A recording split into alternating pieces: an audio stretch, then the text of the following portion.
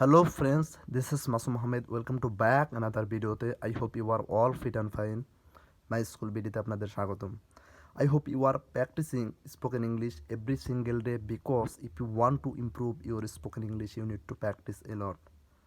Practice ক্লাসের আজকে আমরা 53 নাম্বার ক্লাস নিয়ে আসছি। 53 নাম্বার ক্লাসে যেটা নিয়ে ডিসকাস করবো সেটা হলো প্রেজেন্ট পারফেক্ট টেন্সের ভয়েস সেন্স, অর্থাৎ প্রেজেন্ট পারফেক্ট টেন্স যুক্ত সেন্টেন্সকে কীভাবে আমরা অ্যাক্টিভ ভয়েস থেকে কীভাবে আমরা প্যাসিভ ভয়েসে ট্রান্সলেট করতে পারি, এটা নিয়ে যত ধরনের ডাউট আছে, যত ধরনের কনফিউশন আছে, আই হোপ সকল ডাউট সকল কনফিউশন ক্লিয়ার হবে ভিডিওটি যদি প্রথম থেকে শেষ পর্যন্ত দেখতে থাকুন। আই হোপ ভিডিওটি প্রথম থেকে শেষ পর্যন্ত দেখতে থাকুন। প্রেজেন্ট পারফেক্ট টেন্সকে কীভাবে আমরা অ্যাক্টিভ ভয়েস থেকে কীভাবে প্যাসিভ ভয়েসে ট্রান্সলেট করতে পারি, এটা নিয়ে সকল ডাউট সকল কনফিউশন এখানে এক্সপ্লেন করার চেষ্টা করব, ক্লিয়ার করার চেষ্টা করব। গতকালকে আমরা যেখানে প্র্যাকটিস ক্লাসে ডিসকাস করেছিলাম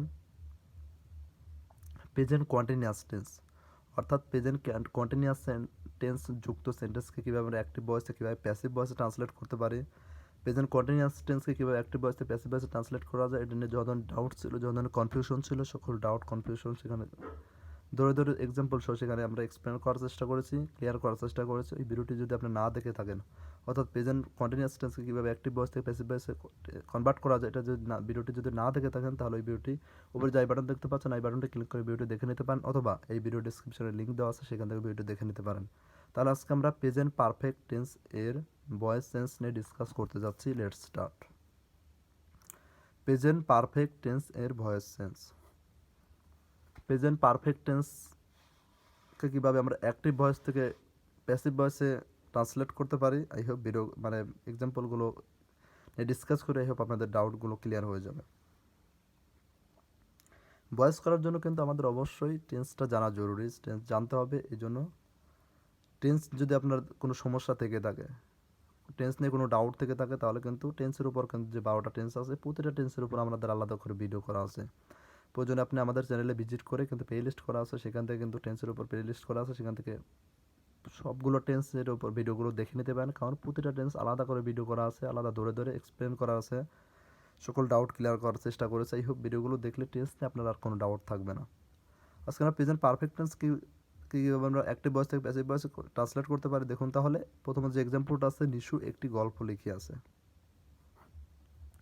নিশু একটি গল্প লিখে আছে, এটা কিন্তু প্রেজেন্ট পারফেক্ট টেন্সে আছে। এখন এটা কীভাবে প্রেজেন্ট পারফেক্ট টেন্স হয় কিন্তু সেটা বুঝতে হবে টেন্সে, টেন্স ছাড়া কিন্তু আসলে বোঝা সম্ভব না। এই জন্য আমি টেন্সের উপর কিন্তু বলেছি যে টেন্সের উপর কিন্তু ভিডিও দিয়েছে, কারণ এখানে টেন্স নিয়ে ডিসকাস করা সম্ভব না। এখানে ডিসকাস করার যেটা আজকে যে টপিক সেটা হচ্ছে ভয়েস। তাহলে নিশু একটি গল্প লিখে আছে, এটা প্রেজেন্ট পারফেক্ট টেন্সে আছে। এটার মিনিং বা অর্থ হবে অ্যাক্টিভ ভয়েসে, Nishu has written a story.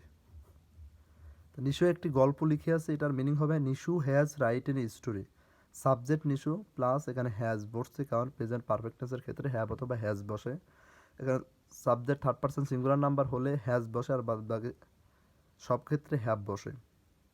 এই জন্য এখানে হ্যাজ বসে, subject third person singular number, Nishu has written a story, ভার্বের পাস্ট পার্টিসিপল ফর্ম। তাহলে Nishu has written a story, Nishu একটি চিঠি লিখে আছে।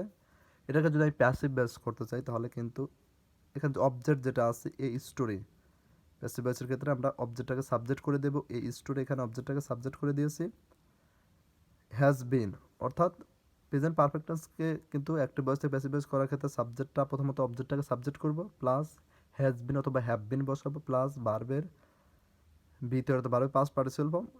অ্যাক্টিভে অবশ্যই ভার্বের পাস্ট পার্টিসিপল ফর্ম আছে, ওটাই হবে এখানে হবে প্যাসিভ ভয়েসে, কারণ প্যাসিভ ভয়েস করার সময় সবসময় ভার্বের পাস্ট পার্টিসিপল ফর্ম হয়। তাহলে প্রথমত অবজেক্টটাকে সাবজেক্ট করবো, হ্যাভ বিন অথবা হ্যাজ বিন বসাবো, প্লাস ভার্বের past participle form, plus by, plus object সাবজেক্টটাকে অবজেক্ট করবো। এখানে নিশুটা অবজেক্টে নিশুই থাকবে, কারণ নামের কোনো চেঞ্জ হয় না।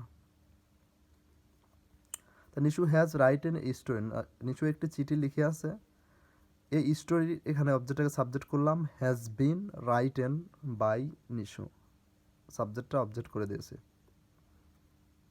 তাহলে একটি চিঠি লেখা হয়েছে নিশুর দ্বারা। নিশু একটি চিঠি লিখে আছে, নিশু হ্যাজ রাইটেন স্টোরি, একটি চিঠি লেখা হয়েছে নিশুর দ্বারা, এই story has been written by Nishu. Next যে এক্সাম্পলটা আছে, আমি কাজটি করিয়াছি। আমি কাজটি করে আসছি, তাহলে এটার ইংলিশ হবে কি অ্যাক্টিভে I have done the work. আমি কাজটি করে আসছি, I have done the work. যদি এটাকে আমরা প্যাসিভ ভয়েসে ট্রান্সলেট করতে চাই, এখানে যে অবজেক্ট আছে দ্য ওয়ার্ক, এটা আমরা সাবজেক্ট করে দেবো। দ্য ওয়ার্ক হ্যাজ বিন বসছে সাবজেক্টের পরে, তারপরে ভার্বের পাস্ট পার্টিসিপল ফর্ম ডানই হবে, এটাও ভার্বের পাস্ট পার্টিসিপল ফর্মই, তাহলে যেহেতু এখানে ডানই হবে বাই মি, আইটা অবজেক্ট চলে গেছে, তাহলে the work has been done by me, মানে কাজটি করা হয়েছে আমার দ্বারা। তাহলে আমি কাজটি করে আসছি, I have done the work, কাজটি করা হয়েছে আমার দ্বারা, the work has been done by me. Next যে এক্সাম্পলটা আছে, রাকিব একটি ছবি এঁকেছে। রাকিব একটি ছবি এঁকেছে, তাহলে এটা ইংলিশ হবে active Rakib has drawn a picture. Draw এর past participle form drawn, Rakib has drawn a picture, Rakib একটি ছবি এঁকেছে। এটাকে যদি আমি প্যাসিভ ভয়েস করতে চাই, তাহলে কিন্তু অবজেক্টটাকে সাবজেক্ট করে দিলাম, a picture has been drawn by Rakib. A picture has been drawn by Rakib, মানে পিকচারটি আঁকা হয়েছে রাকিবের দ্বারা। রাকিব একটি ছবি এঁকেছে, Rakib has drawn a picture, একটি ছবি আঁকা হয়েছে রাকিবের দ্বারা, a picture has been drawn by Rakib. তাহলে বুঝতে পারতেছেন কিন্তু প্রেজেন্ট পারফেক্ট টেন্সকে কীভাবে আমরা প্যাসিভ ভয়েসে ট্রান্সলেট করতে পারি।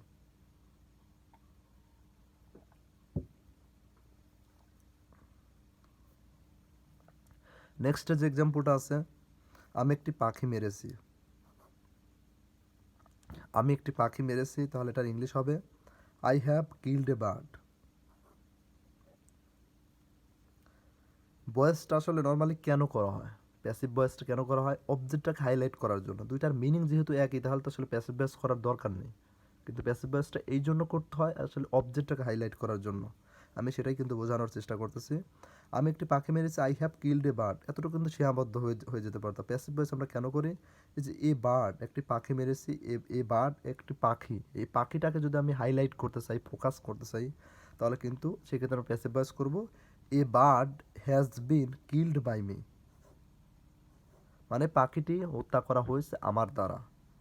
আমি একটি পাখি মেরেছি, I have killed a bird, পাখিটি মারা হয়েছে আমার দ্বারা, a bird has been killed by me, মানে পাখিটাকে যখন হাইলাইট করার জন্য, ফোকাস করার জন্য আমরা প্যাসিভ ভয়েস করলাম, তখন কিন্তু এই বার্ডটা পাখিটা সামনে চলে আসলে প্যাসিভ ভয়েসের ক্ষেত্রে। দুইটার মিনিং একই, বাট হাইলাইট করা হয় অবজেক্টটাকে প্যাসিভ ভয়েসে, এটাই পার্থক্য, বেসিক পার্থক্য। নেক্সট যে এক্সাম্পলটা আছে, আমি ভাত খেয়েছি। আমি ভাত খেয়েছি, তাহলে এটার ইংলিশ হবে I have eaten rice. I have eaten rice, আমি ভাত খেয়েছি।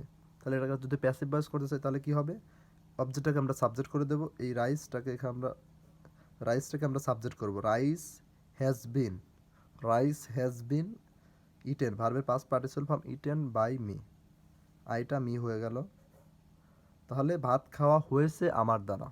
আমি ভাত খেয়েছি, আই হ্যাভ ইটেন রাইস, ভাত খাওয়া হয়েছে আমার দ্বারা, the rice has been eaten by me.